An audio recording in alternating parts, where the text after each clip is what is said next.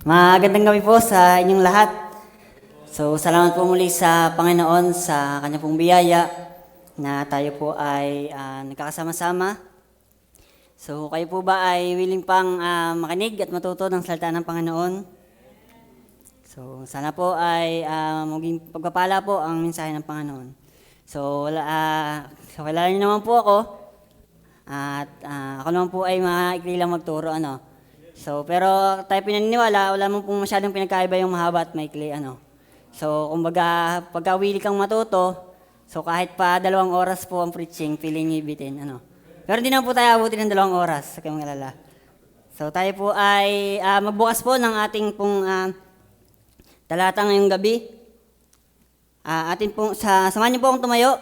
Ating pong buksan natin pong mga Bible sa aklat po ng John chapter 17.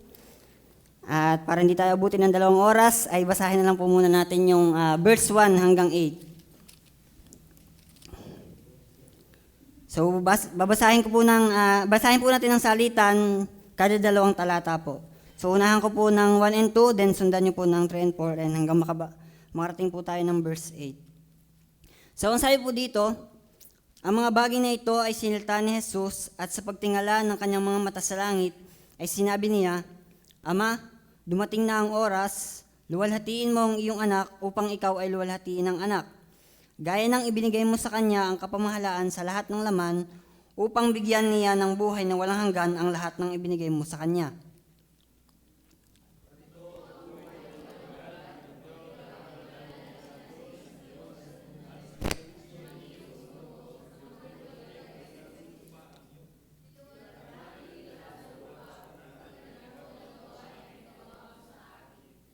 At ngayon, Ama, luwalhatiin mo ako sa iyo rin ng kaluwalhati ang aking tinamo sa iyo bago ang sanglibutan ay naging gayon. Ipinahayag ko ang iyong pangalan sa mga tao na ibinigay mo sa akin mula sa sanglibutan, sila'y iyo at sila'y ibinigay mo sa akin at tinupad nila ang iyong salita.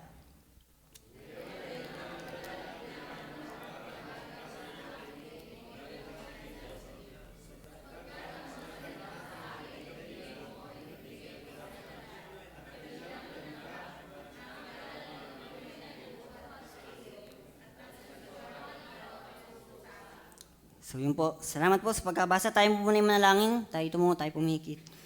Manaming Diyos na nasa langit, magandang gabi po. Salamat Panginoon po sa ipong biyaya sa amin ngayong gabi na kami Panginoon Diyos ay pinayagan mo pa na magkatipon muli upang patuloy na mag-aaral ng iyong mga salita. Salamat Panginoon sa bawat isa na narito Panginoon na nakagampan ng iyong gawain. Salamat Panginoon sa iyong biyaya na kami Panginoon narito. Patawad po sa mga pagkukulang, pagkakasala na patuloy mong nasubukan sa amin. Palagi mo kaming linisin ng balugo ng Panginoong Jesus. Ayon pong nilalamit Panginoong Diyos ang pag-aaral po ngayong gabi. Ako ay humingi Panginoong Diyos ng ipong mayamang karunungan sa pang-aaral Panginoong Diyos. Dangin po Panginoon ang pagkilos Panginoon ng Banal na Espiritu sa bawat isa pong makikinig. Nawa Panginoong Diyos ay mapagpala po kaming lahat ngayong gabi ng iyong mga salita. Palain niyo po ang mga sandaling lilipas. Kayo po ang mag-iingat sa bawat isa. Ilayo niyo po Panginoon kami sa anumang gawa ng kaaway. Purihin ka. Salamat po na marami. Ikaw po ang aming dalangin sa iyo, Ama, sa lakilang pangalan ng Panginoong Jesus. Amen. So, sige po, kayo po ay makakaupo na. So, ako po muna ay nagpapasalamat muli sa Panginoon sa kanya pong biyaya na makatayo sa likod po ng pulpiting ito. So, salamat po sa Panginoon at sa ating pastor sa tiwala patuloy na makapagdala po ng kanyang salita. So, ang ating pag-aaral ngayong gabi ay patuloy po tayong tumatalakay sa usapin po ng pananalangin. At ito po ay actually ito na yung last na topic natin ng pag-aaral natin sa panalangin. Next week po ay family na. So, ganun daw po yun eh. Pagka tapos ka ng manalangin, pwede ka na pumasok sa family. So, hanggat hindi ka pa tapos manalangin, edi yun, manalangin ka muna bago ka pumasok sa family. So, salamat po sa Panginoon sa kanyang biyaya. So, tayo ay nag-aaral ng 3 buwan sa panalangin. At ang aking pong dalangin ay nawa ay talaga tayo inilapit na ng Panginoon sa Kanya sa ating pong mga natutunan. So, marami na po tayong talakay na iba't ibang karakter na ating pong nabasa sa Kanyang mga salita.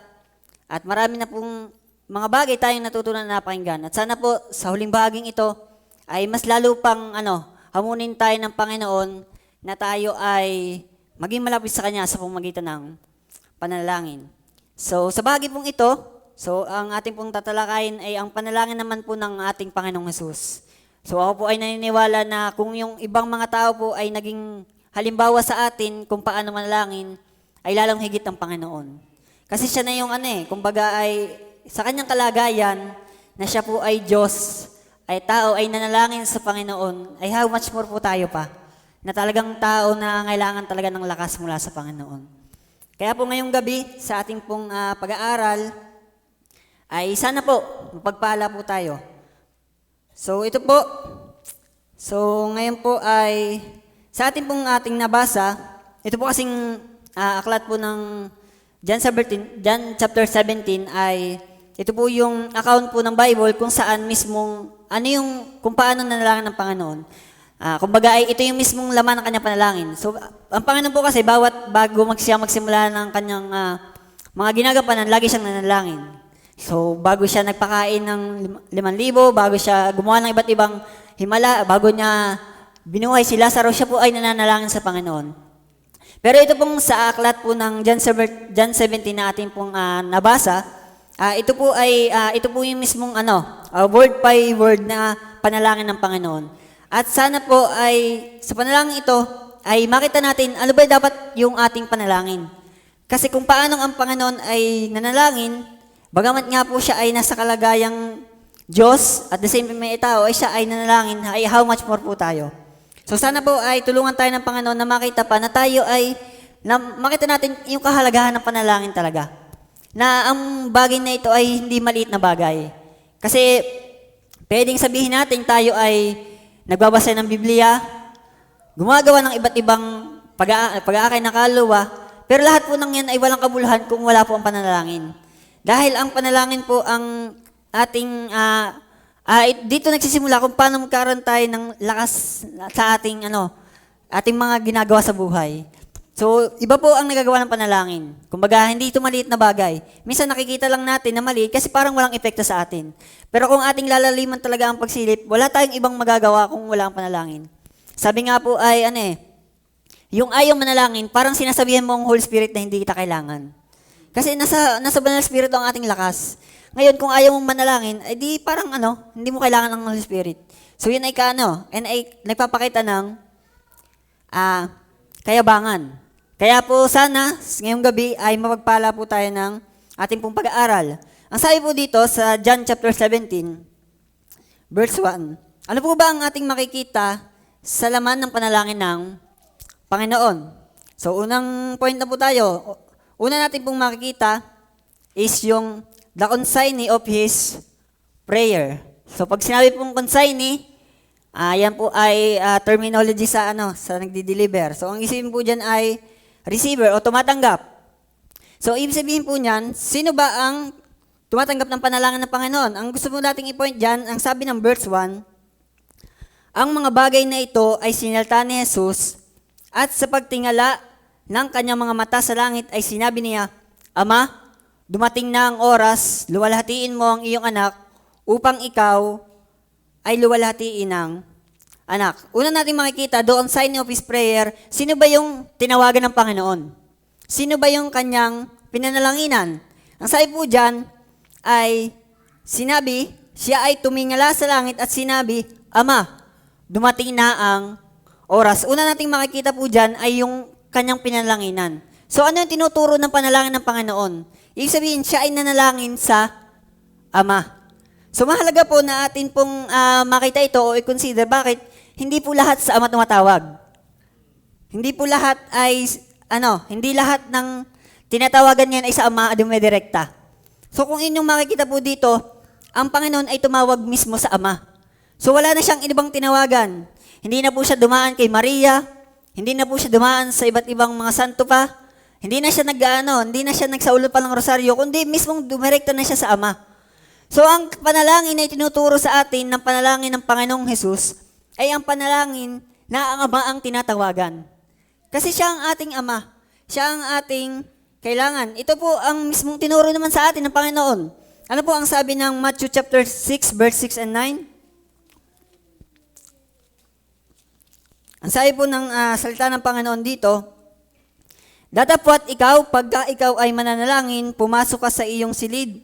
At kung mailapat mo na ang iyong pinto, ay manalangin ka sa iyong ama na nasa lihim, at ang iyong ama na nakakita sa lihim ay gagantihin ka. So unang makita natin talaga dito na ang itinuturo ng Panginoon sa paraan ng kanyang panalangin, ang unang niyang pinapanalanginan, higit sa lahat ay ang ama.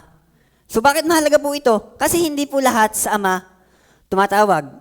Kasi sa atin pong panahon ngayon, ay hindi lang po ama ang pinapanalanginan.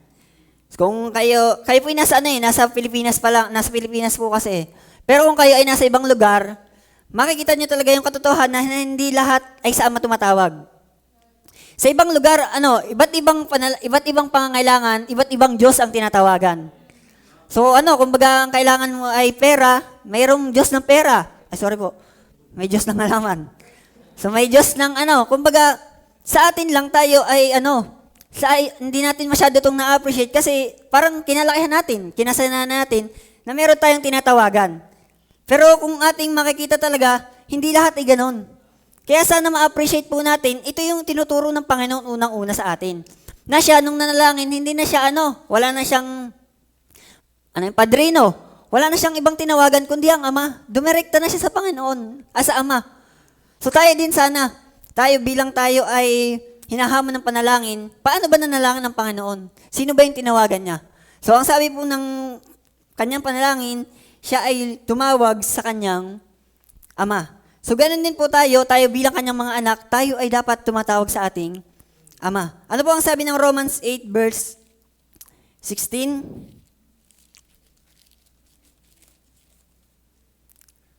Ang sabi po, verse 15, ang sabi po dito, sapagkat hindi nyo muling tinanggap ang espiritu ng pagkaalipin sa katatakot, datapwat tinanggap ninyo ang espiritu ng pagkupkop na dahil dito'y sumisigaw tayo, Aba, Ama. So, ibig sabihin po pala, hindi lang ang tinuturo ay tumawag sa Ama, kundi yung ikaw pala ay makatawag sa Ama ay biyaya ng Espiritu Santo.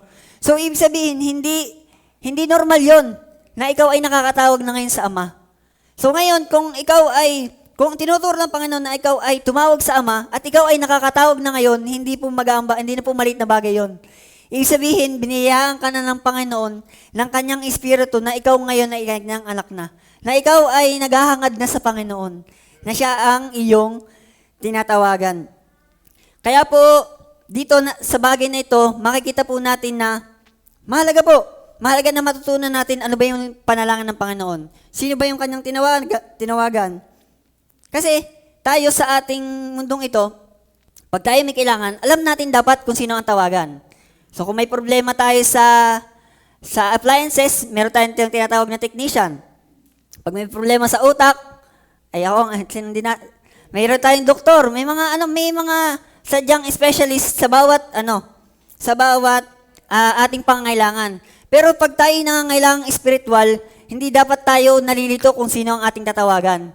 Kung paano kung paano ang anak ay tumawag sa Ama, ganun din tayo. So, ang itinuturo ng panalangin ng Panginoon ay tayo ay tumawag sa ating Ama. At kung tayo nakakatawag na sa Ama, biyaya po yan.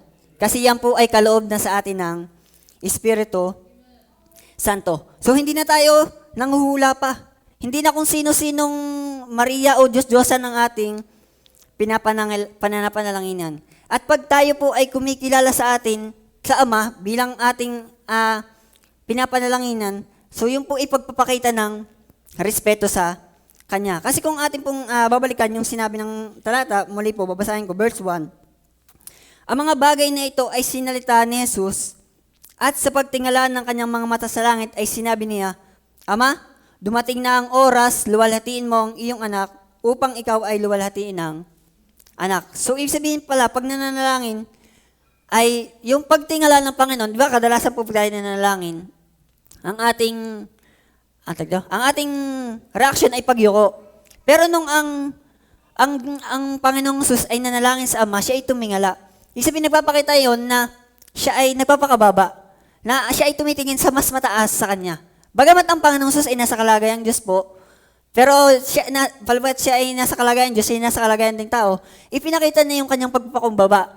Na siya, nung siya ay nanalangin sa Panginoon, ay tiningin niya ang kanyang mga mata sa langit. Siya ay tumingin sa Ama. Kaya po ang sabi ng salita ng Panginoon ay, the consignee of His prayer, sino ba yung kanyang tinawagan? So, ang Ama po. So, hindi na kung sino-sino man. Ang sabi po kaya po sabi diyan, kaya ang Diyos ay galit din sa mga yung sa alam niyo po pagka tayo ay nananalangin sa mga Diyos-Diyosan, diba, baka kasi dito mayroon pang nananalangin po So dapat po ang ating tinatawagan na yung Ama. So ilang beses na po tayo nag-aral, so sana po maliwanag na po ito sa atin. So binibigyan liin lang po natin kasi baka mamaya nakakalimutan tayo na pagka nagkasakit ibang tinawagan, hindi sa Panginoon lumapit, hindi sa Ama. So ito po, sana ay maging totoo talaga ito sa atin. Na tayo, bilang tayo ay mga anak, tinuruan ng Panginoon na manalangin. Nung ang Panginoon ay nanalangin, ay tumawag sa Ama. So tayo din, ganyan din. Kaya po malaki ang galit ng Ama sa mga Diyos-Diyosan. Kasi imagine nyo, pag tayo nanalangin sa Ama, di ka tayo po ay sinasagot. Tayo ay nagkakaroon ng mga kasagutan sa ating panalangin. Pero imagine nyo po ay yung mga nanalangin sa mga Diyos-Diyosan na hindi naman tinutugon. Pero doon sila naglilingkod. Di walang pagpapakita ng hindi maganda sa Panginoon. Kaya po ang sabi ng Bible, sabi nga dyan, Psalms 121, verse 1 and 3. So ito po yung pagpapakita ng pagkilala natin sa Panginoon bilang siya ay mataas.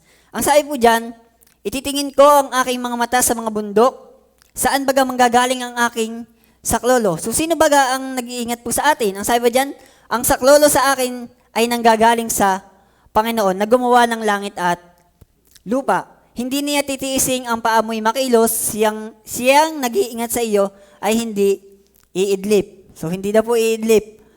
Sabi po dyan, verse 4,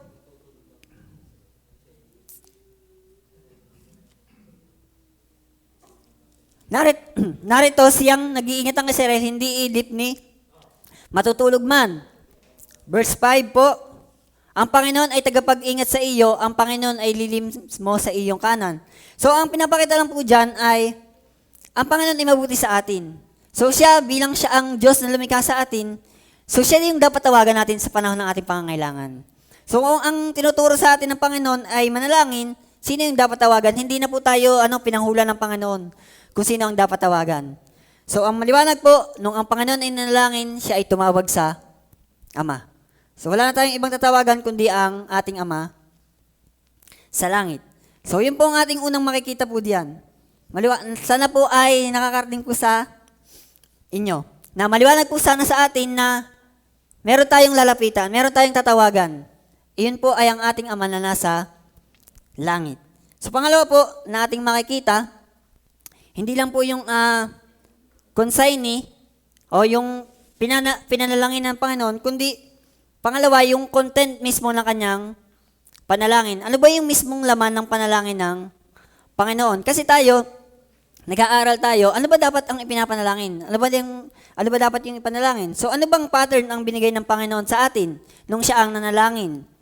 Sabi po ng verse 1 to 5 sa John chapter 17, ang sabi po dito, ang mga bagay na ito ay sinalita ni Jesus at sa pagtingala ng kanyang mga mata sa langit ay sinabi niya, Ama, dumating na ang oras, luwalhatiin mo ang iyong anak upang ikaw ay luwalhatiin ng anak.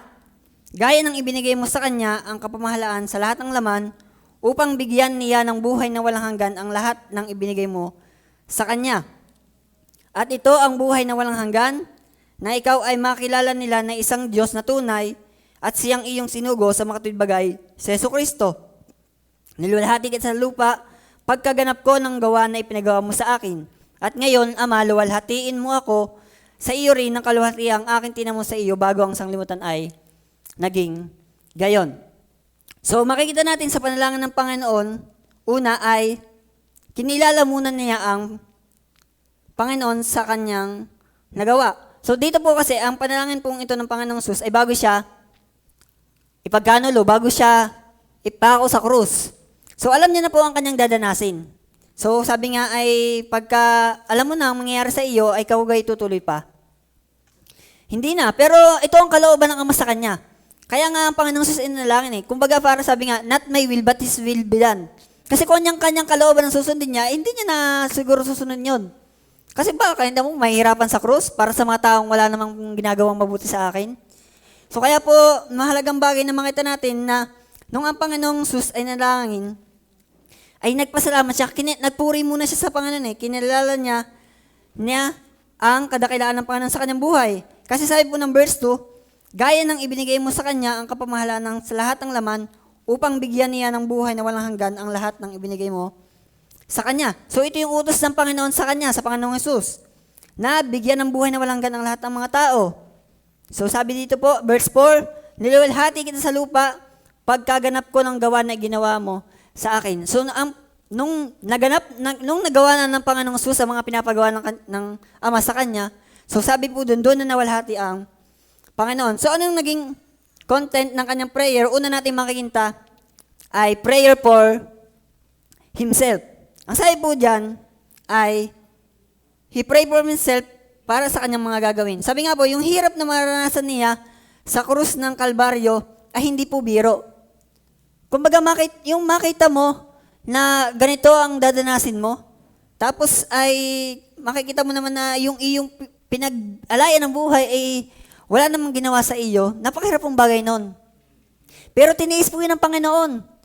Alang-alang sa kalooban ng Ama, ginawa niya po yun para sa atin na makasalanan na hindi naman karapat-dapat.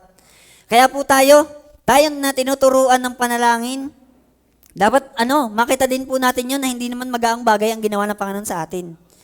So kung paano niya kinaya yun, ay humingi siya ng panalangin sa Panginoon.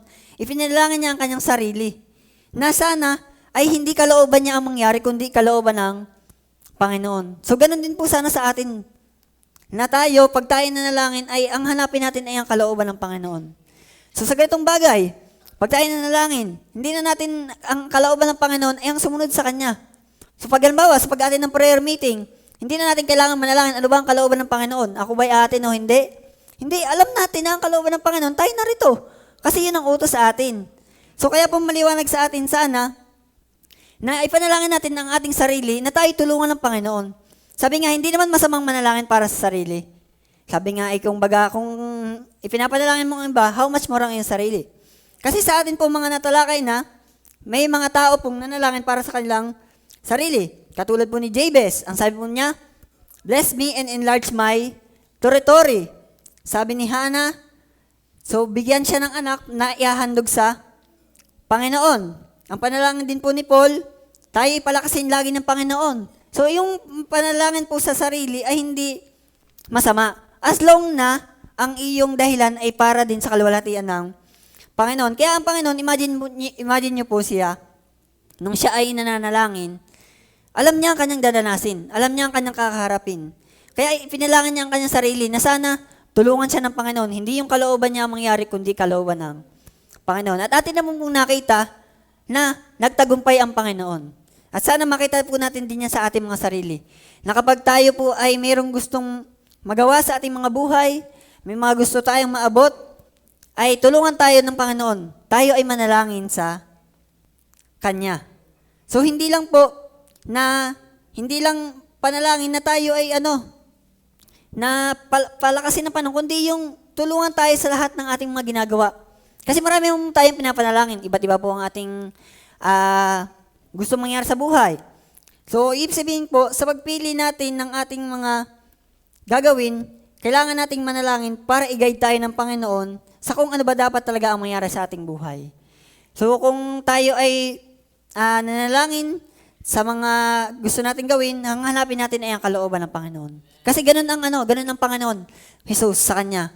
Ang Kanyang panalangin ay hindi yung kalooban niya ang mangyari, kundi yung kalooban ng ating Ama sa langit.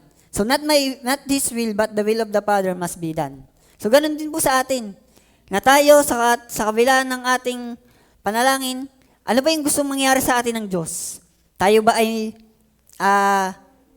magpatuloy So yun ang kailangan nating ipanalangin. Ipanalangin natin ang ating sarili na tayo ay laging hawakan ng Panginoon. Kasi walang malakas po sa atin.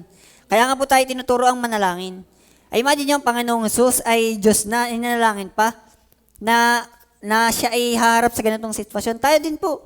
Marami tayong kanya-kanyang hinaharap na sitwasyon. At kailangan natin ng gabay ng Panginoon.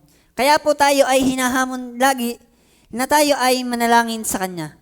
So walang may kaya sa ating sarili. Kaya ipanalangin din natin. Kasi unang-una din naman nating kalaban sa pagharap sa kalooban ng Panginoon ay ating sarili mismo. Hindi na natin kailangang sisihin ng ibang tao bakit hindi tayo nakakagampan ng kalooban ng Panginoon. Unang-una nating ipanalangin na yung ating sarili. Kasi ito mismo ang ating sariling pagkataong, lumang pagkatao ang ating kalaban. Kung bakit tayo ay sa halip na magsimba, ay gusto sa bahay. Kasi wala, parang pinipili ng ating sarili. Hindi pinipili ng ating likas. Kaya po mahalaga na ipanalangin po natin ang ating mga sarili. Na tayo ay tulungan ng Panginoon na labanan yung ating dating pagkatao. Kasi pagka yan po ang laging nananatili sa atin, tayo ay isang araw ay hindi natin alam kung saan tayo dadalhin ng ating sarili. Kaya po mahalaga ang ating panalangin. Kung paanong ipinalangin ng Panginoon. Ako pinaniniwala, ito'y kayang lampasan ng Panginoon. Pero dahil nga siya inasaan yung tao, ay wala, pinili pa rin niyang manalangin sa Panginoon.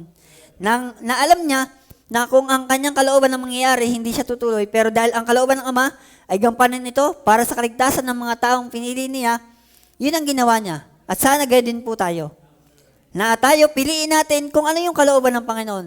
Bagamat ang kalaban natin ay mismo ang ating sarili, kaya nga kailangan nating ipanalangin ang ating sarili.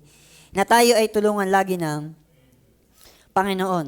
Ang sabi po dyan, prayer for Himself. Ito yung laman ng panalangin ng ating Panginoon. Ano pa yung ating makikita bukod sa panalangin niya para sa kanyang sarili? Hindi lang prayer for Himself, kundi prayer for His people. Ang sabi po ng verse 9 to 19, John 17 verse 9, ang sabi po diyan, so una niyang ipinalangin ay ang kanyang sarili. Ngayon, pagdating po ng verse 9, ang sabi po dito, idinadalangin ko sila, hindi ang sanglibutan ang idinadalangin ko, kundi yaong mga sa akin ay binigay mo, sapagkat sila'y iyo. So kung ating makikita po diyan, maliwanag sinabi ng Bible, hindi lahat ipinalangin ng Panginoon. So ibig sabihin, meron lang siyang ipinag-pray. So ibig sabihin po, hindi lahat ay kanya. Kasi ang sabi ay, idinadalangin ko sila, hindi ang sanglibutan ang idinadalangin ko, kundi yaong mga sa akin ay ibinigay mo, sapagkat sila'y iyo. So, ibig sabihin po, ang ipinalangin dyan ng Panginoong Jesus ay yung kanyang mga anak. So, at ating pong nililiwanag, hindi lahat anak ng Panginoon. Kaya kung ikaw ngayon ay nakaranas na maging anak ng Panginoon, magpasalamat ka. Kasi ibig sabihin, yung panalangin ng Panginoon ay para sa iyo. Ngayon, kung hindi ito para sa iyo. Manalangin ka sa Panginoon. Ibig sabihin, ma-appreciate mo sana na, salamat, ako'y kinawa ng Panginoon, kasama pala ako sa kanyang ipinalangin. Dahil alam ko na nung una pa lang pala, ako'y kanya na. Kanyang pinili na. Ano po? So, sabi po dyan, prayer for His people. So, dinadalangin ko sila, hindi ang sanglibutan ang dinadalangin ko, kundi, yaong mga sa akin ay ibinigay mo, sapagkat sila ay iyo. At ang lahat ng mga bagay iyo, at ang mga iyo ay akin at ako'y lumalahati sa kanila. Ano pong ating makikita na kanyang panalangin para sa kanyang mga anak? Under po niyang prayer for His people, una, our salvation. Verse 11 to 12. Ang sabi po dyan, at wala na ako sa sanglibutan, at ang mga ito ay nasa sanglibutan, at ako'y pariran sa iyo. Amang banal, ingatan mo sila sa iyong pangalan, yaong mga ibinigay mo sa akin, upang sila'y maging isa na gaya naman natin. Samantalang ako'y sumasa kanila, ay iniingatan ko sila sa iyong pangalan, yaong mga ibinigay mo sa akin, at sila'y binantayan ko. At isa man sa kanila walang napahamak, kundi ang anak ng kapahamakan, upang matupad ang kasulatan. So una natin makikita na panalangin ng Panginoong Hesus ay yung panalangin niya sa kanyang mga anak, una yung kaligtasan. So hindi po lang kaligtasan dyan na physical, kundi maging kaligtasang spiritual. Ang sabi po dyan, kasi ang Panginoong Jesus po ay, tawag to, mamamatay na sa krus. So iiwanan niya na po ang kanyang mga alagad. So alam niya na kapag iniwanan niya ang kanyang mga tupa, ay mga ngalat. So ibig sabihin, ipinalangin po ng Panginoon yung kanilang kaligtasan. Tatandaan niyo po mga kapatid na minamahal, tayo po ay iniwanan ng Panginoon nung siya ay umakyat sa langit, kanyang mga alagad. At tayo ay hindi tayo basta iniwanan na safe. Tayo po ay may kaaway na nag-aabang po sa atin. So kaya po yung panalangin ng Panginoon sa atin na tayo iligtas kasi alam ng Panginoon na tayo ay mga ngalat. Minsan nga tayo ay inaabangan na lang tayo ng kaaway. Kaya maging mapagmatsyag po tayo. Huwag po tayong tumigil na manalangin. Kung paano ipinalangin tayo ng Panginoon na tayo ilayo sa ating kaaway, tayo how much more ipanalangin din po natin ang ating mga sarili. Kasi tatandaan niyo po, hindi tayo nagta-travel lang dito sa mundo. Tayo ay mayroong dapat gampanan at the same time, mayroong hindi natutuwa sa ating ginagawang ito. Meron tayong kaaway. Kaya yung panalangin sa atin ng Panginoon ay mahalaga. Na kung paano tayo ay sabi niya, ay ingatan mo sila sapagkat nung ang mga alagad po ay kasama ng Panginoon, ay hindi naman sila basta-basta na kumbaga sabihin natin hindi na basta-basta inaatake kasi meron silang may shepherd sila. Pero nung umalis na ang Panginoon, yun, doon na kumilos ang kaaway. Ngayon po, ay ako pinaniniwala ang kaaway ay hindi natutuwa sa atin. Siya po ay active. Ang gusto niya tayo pabagsakin. Kaya kung tayo ay titigil sa ating pananalangin, sa paghingi ng lakas sa Panginoon, hindi natin makikita isang araw ang ating buhay kung anong mangyayari. Kaya tayo ay magpatuloy na lumapit sa Panginoon. Kung paano pinanalangin ng Panginoon yung ating kaligtasan, hindi lang physical, kundi spiritual, ganun din po tayo. Manalangin po tayo. Tatandaan niyo po, ang paaway ay nagbabantay sa atin. So, hindi tayo nagpapalaro-laro lamang. So, kaya po sabi dyan, salamat na tayo iningatan ng Panginoon. Sabi nga po dyan, ipinalangin niya, ingatan mo sila sa iyong pangalan, yaong mga ibinigay mo sa akin.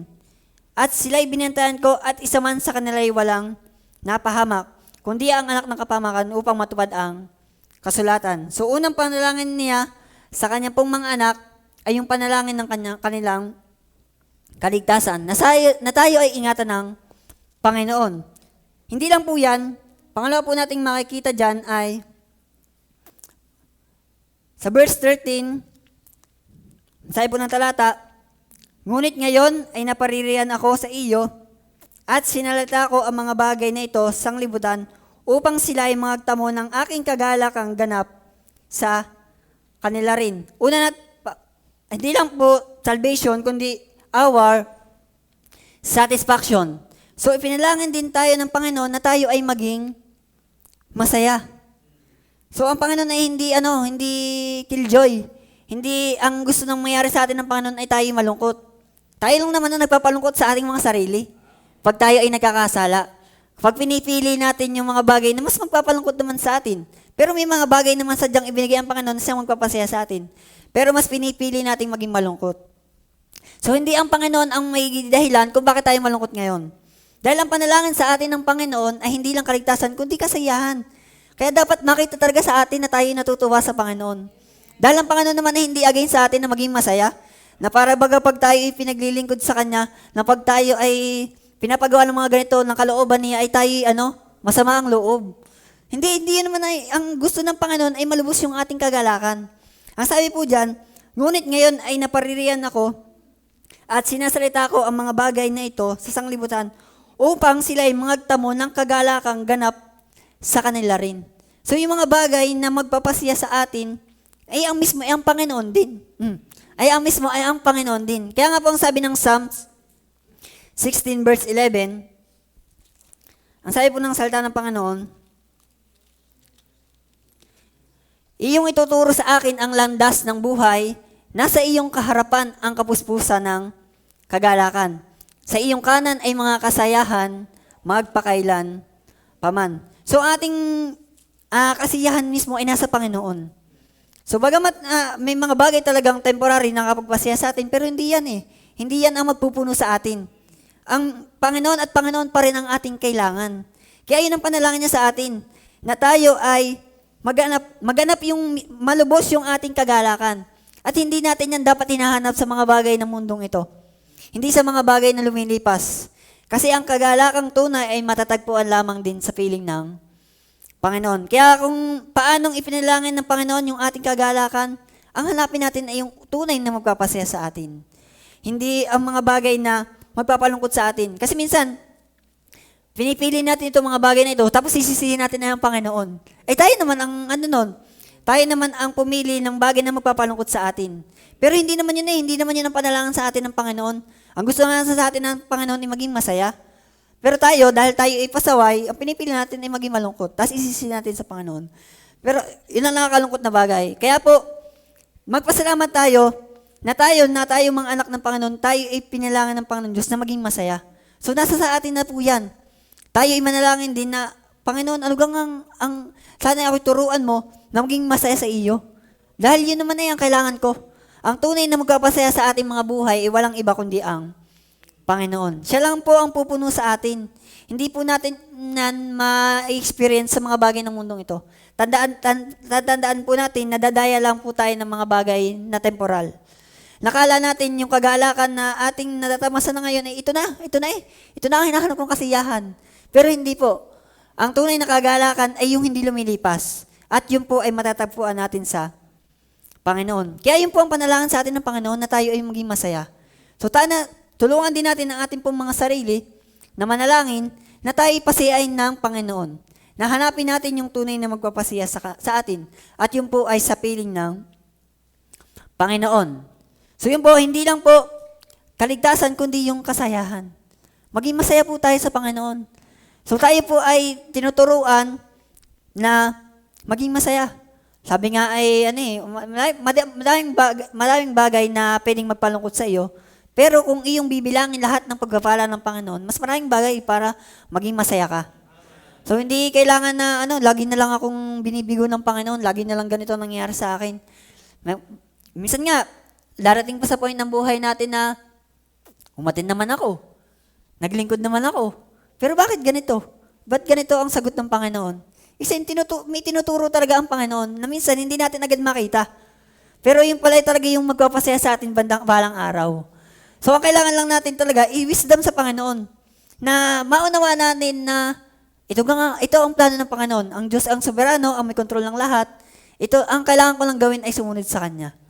So mahirap pong gawin yan kasi napapangunahan tayo ng mga kaisipan na minsan nagpapalayo sa atin na magtiwala lalo sa Panginoon. Pero hindi. Tinuturo din ng Panginoon ano yung tunay na magpapasaya sa atin. So, ang kailangan na lang natin ay i-treasure yun.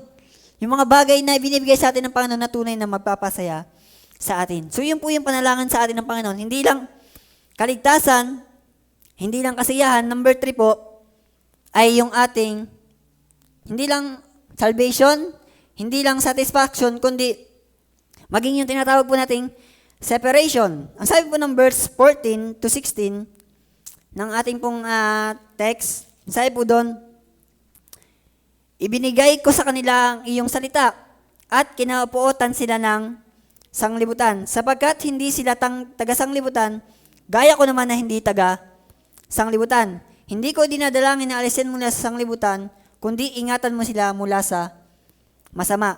Hindi sila taga-sanglibutan, nagaya ko naman na hindi taga-sanglibutan. So, pangatlo natin makikita na panalangin po ng Panginoon, yung content ng kanyang prayer, hindi lang yung panalangin niya para sa kanyang sarili, kundi yung panalangin din niya para po sa kanyang mga anak. Unang panalangin niya po, yung ating kaligtasan. Pangalawa, yung ating kasayahan. Pangatlo, yung ating paghiwalay. Ang sabi po dyan ng verse 14 niya, ibinigay ko sa kanila ang iyong salita at kinapuotan sila ng sanglibutan. So sa tunay po, tayo ay nasa sanglibutan pero hindi po tayo taga-sanglibutan. Kaya po makakaranas talaga tayo na tayo ay hindi aayunan ng sanglibutan sa ating pong mga ginagawa. Kaya po, pinalangin tayo ng Panginoon na tayo ay humiwalay. Kasi hindi naman talaga tayo taga dito. Ang sabi nga po dyan, sila ay kinapuotan ng sanglibutan sapagkat hindi sila taga-sanglibutan. Kaya wag po tayong magtaka na minsan, ang sanglibutan ay hindi ayon sa atin. Kasi hindi naman talaga tayo taga dito. Kasi yung kanilang lakad ay hindi naman dapat natin lakad. Maliban na lamang tayo ay nakikilakad na sa kanila. Kaya nga po, pinapalangan tayo ng Panginoon na dapat yung sanglibutan ay sila yon, hindi tayo yon. Pero dahil ang gusto nga ng Panginoon ay dahil alam niya na tayo ay lalakad ng ayon sa sanglibutan, ipinalangan niya tayo humiwalay. Kaya magkakaroon po talaga sa point ng ating buhay na tayo talaga hindi aayon ng sanglibutan. So inyo pong tatandaan, hindi po tayo taga-sanglibutan. So kung paano ang Panginoon nating Jesus ay hindi taga-sanglibutan, tayong kanyang mga anak ay hindi rin. So tayo po ay pinapayuhan niya, pinapanalangan niya na humiwalay. Kaya po, sabi po dyan, ibinigay ko sila sa iyo at kinapuotan sila ng sanglibutan. So makakaranas po talaga tayo ng tayo ay itatakwil ng sanglibutan. At normal lang po yun. Inyong alalahanin, hindi po tayo taga-sanglibutan. So, ipinalangan tayo po ay humiwalay. So, yung pong paghiwalay na dyan ay pagpapakita na tayo ay hindi kaayon ng sanglibutan. So, ano pa pong ating makikita? Ang sabi po ng verse 17, pakabanalin mo sila sa katotohanan, ang salita mo'y katotohanan. Kung paanong ako'y iyong sinugo sa sanglibutan, sila'y gayon ding sinugo ko sa sanglibutan. At dahil sa kanila ay pinabanal ko ang aking sarili, upang sila naman ay magpakabanal sa katotohanan. So, hindi lang po ano pa pong ating makikita sa panalangin ng Panginoon sa kanyang mga anak? Hindi lang po yung salvation, satisfaction, separation, ganyan din po yung tinatawag po nating sanctification. Ang sabi po ng verse 17, pakabanalin mo nila sa katotohanan, ang salita mo'y katotohanan. So, ang panalangin po sa atin ng Panginoon ay tayo ay maging banal. So, kung paano tayo pinahiwalay ng Panginoon sa sanglibutan, tayo ay mamuhay ng naayon sa kanyang kalooban. At paano ba natin malalaman ang kalooban ng Panginoon? Ang sabi po dyan, pakabanalin mo sila sa katotohanan, ang salita mo'y katotohanan. So, ang panalangin sa atin ng Panginoon, tayo maging malapit sa Kanya, sa Kanyang mga salita. Dahil ito po ang katotohanan. Ang salita mo ay katotohanan. Ang sabi po dyan, na dapat tayong mamuhay ayon sa sinasabi ng banal na kasulatan upang maging patuloy na kalugod-lugod sa Kanya. Kaya po, isang bagay din po na hindi natin may paghihiwalay ay yung pananalangin at yung pagiging malapit sa Kanyang mga salita. Kasi yun po ang panalangin sa atin ng Panginoon, na tayo ay magpakabanal. So, paano tayo magiging banal? Tayo ay maging malapit sa Kanyang mga salita. Kasi ito ang kalooban ng Panginoon. Dito na natin makikita kung anong gusto ng Panginoon sa atin sa Kanyang mga salita. Ang sabi po ng 1 Peter, verse 15 to 16, sabi po dyan, kayo magpakabanal sapagkat ako'y banal. So, paano tayo magiging banal? Paano tayo magiging sanctified? Sabi po dyan ng talata ay, pakabanalin mo sila sa katotohanan, ang salita mo ay katotohanan. So, ang panalangin sa atin ng Panginoong Hesus, hindi lang yung ating kaligtasan, hindi lang yung ating kasiyahan, hindi lang yung ating pagkahiwalay, kundi yung ating pagiging banal. Nagpakabanal tayo ay maging malapit sa salita ng Panginoon. Tulungan natin po ang ating mga sarili na ang hanapin natin ay ang salita ng Panginoon sa ating mga buhay. Kasi ito yung magpapa-pure sa atin. Dahil sa mundong ito, na maraming distraction, na maraming pwedeng maglayo sa atin ng Panginoon, ang ating kailangang hanapin sa ating buhay ang ilaw. At ito ay ang salita ng Panginoon. Kaya po mahalaga na atin pong makita ito yung panalangin sa atin ng Panginoon. At sana maging panalangin din natin sa ating mga sarili. Kung paanong ipinalangin tayo ng Panginoon ay ito yung panalangin sa atin. Na tayo ay yung ating salvation, yung ating satisfaction, yung ating separation at gayon din yung ating sanctification. So kaya po sana makita po natin sa ating buhay yan. Nung tayo ay binihiyaan na maging anak, tayo ay pinalangin ng Panginoon. So ito yung mga panalangin niya na sana maging panalangin din po natin. Na tayo ay maging malapit sa Kanya sa pamamagitan ng Kanyang mga salita. Yung sanctification po natin. So yun po yung makikita natin na itinuturo po sa atin ng panalangin ng Panginoong Hesus. Hindi lang po yung consignee, kundi yung content ng kanyang panalangin? Ano ba yung mismong panalangin niya? So, una, nanalangin siya para sa kanyang sarili. At hindi lang para sa kanyang sarili, ipinalangin din niya yung kanyang mga anak. At ang nakakatuwa pa doon po, hindi lahat ipinalangin ng Panginoon.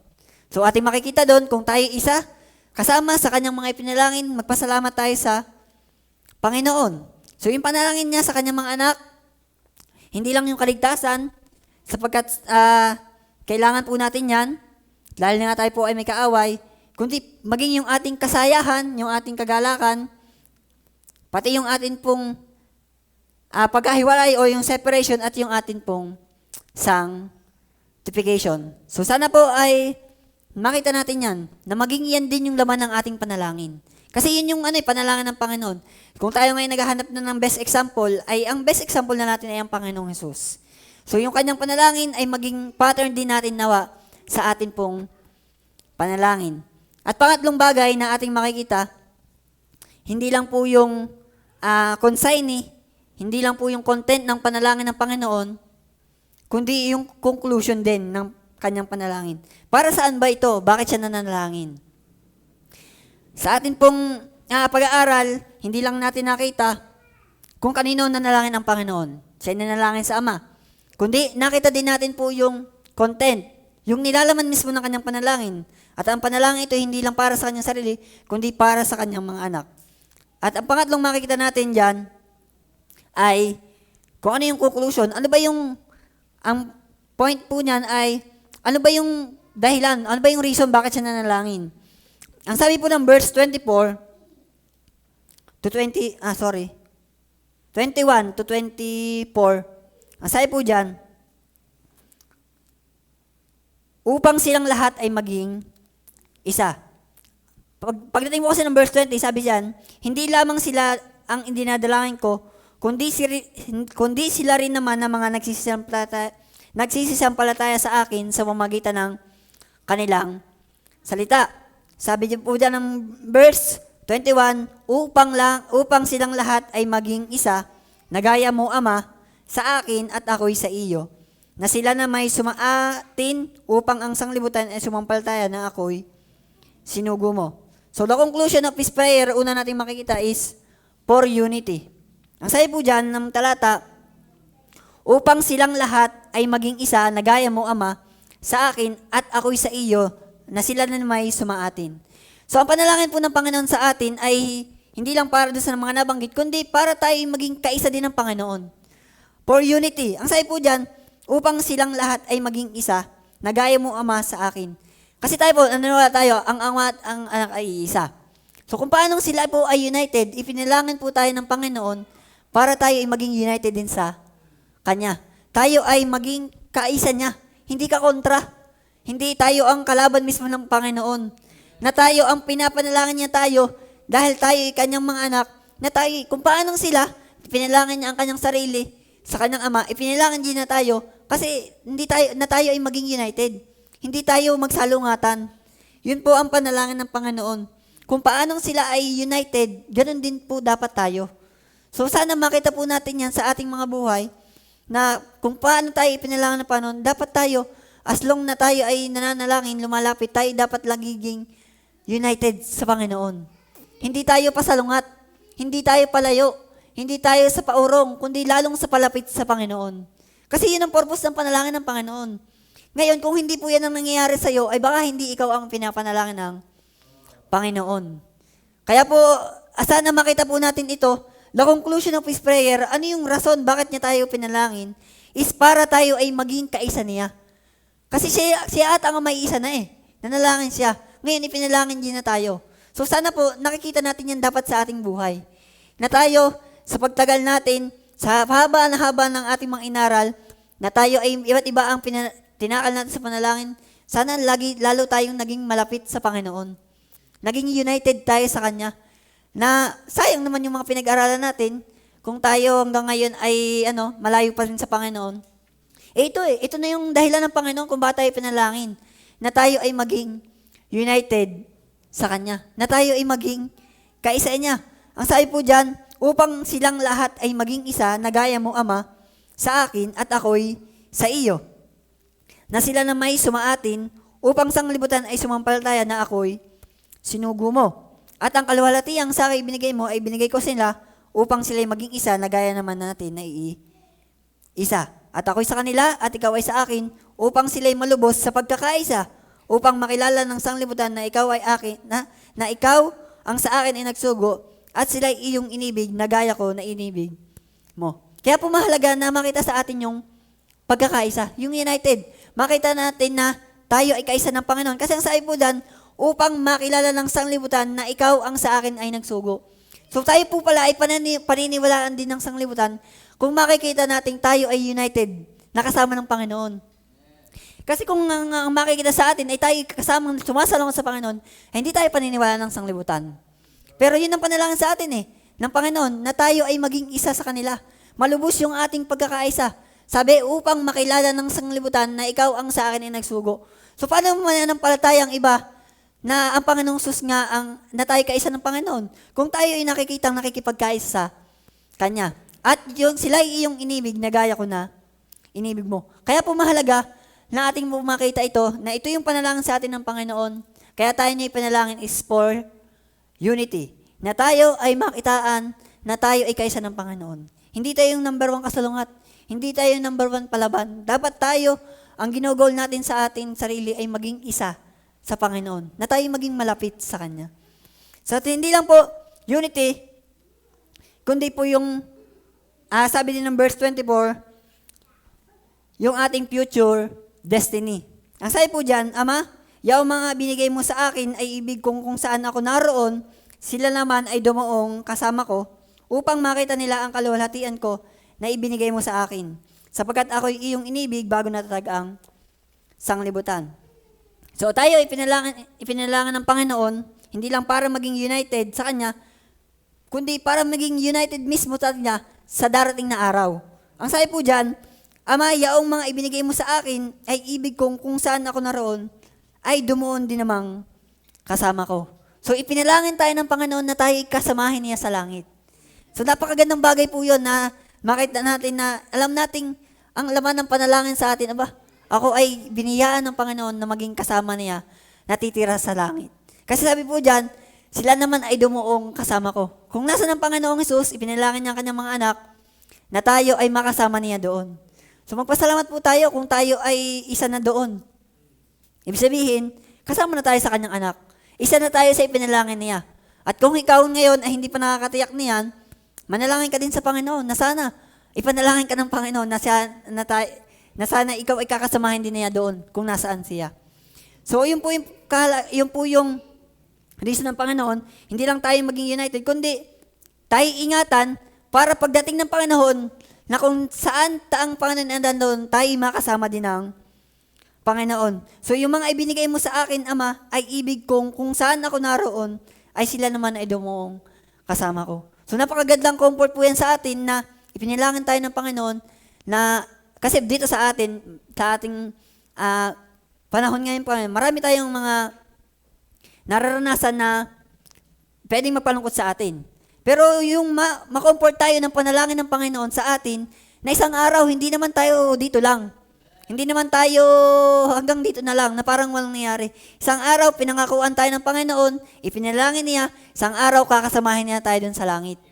Kaya po, napakasayang bagay na malaman na ang panalangin pala sa akin ng Panginoon, ako'y magpatuloy. Kasi isang araw, kakasamahin naman niya ako sa langit. Marami naman tayong pagdadaanan dito sa buhay. Sadya namang yun po ay part ng ating pagiging niligtas. Pero yung comfort po ng panalangin ng Panginoon sa atin, na isang araw, hindi naman ako hanggang dito lang. Hindi naman isang araw na parang walang nangyari sa akin. Isang araw, ako ipinalangin ng Ama, ng anak, na ako'y kakasamahin niya doon sa langit. So, yun po yung goal ng panalangin ng Panginoong Hesus. Hindi lang maging unite for our unity, kundi for our future destiny. Yun po yung langit na bayan. So kaya po, ngayong gabi, sana po ay napagpala tayo ng panalangin ng Panginoong Hesus. So wala na tayong magiging best example na pwedeng gayahin kundi ang Panginoon. Kasi siya na po ang best example na ating nakita. Kaya sana, sa panalangin po niya, tayo po ay may natutunan. Kasi darating na naman po ang sunod na talakayan, iba na po ang ating talakayan. Sana po dun sa mga panalangin na ating natalakay ay sana lalong mas nagpalapit sa atin sa Panginoon. Ngayon po, sa pagsasarado po ng talakayan sa panalangin, sana po lalo tayong napalapit. Kaya po, itong panalangin ng Panginoong Hesus, sabi nga, sino yung panalangin na niya? Ang Ama. So yung matiyak mo pa lang na ikaw ay tumatawag sa Ama, biyaya na yon. Kasi ibig sabihin, ikaw ay anak niya, tumatawag ka sa Ama. So wala nang ibang tatawagan kundi ang Ama. Hindi lang po yung consignee, kundi yung content mismo na panalangin ng Panginoon. Itinuro niya sa atin na kailangan nating ipanalangin ng ating mga sarili, at the same time, ipanalangin ng iba. Kung paano ipinalangin niya ang kanyang mga anak, pinalangin niya yung kanyang salvation, yung kanilang satisfaction, separation, and sanctification. At panguli, yung conclusion po ng kanyang prayer, yung reason kung bakit nila ipanalangin, is for unity and for our future destiny. So, sana po ay napagpala po tayo ng panalangin ng Panginoon, ng hamon ng salita ng Panginoon ngayong gabi. Na ang panalangin ng Panginoon ay maging pattern natin sa ating mga buhay. Na sana ito po ay makatulong sa atin para lalo pang tumangan, mas lumapit tayo sa ating Panginoon. So, salamat po. Tayo po ay manalangin, tayo po ay mag-pray.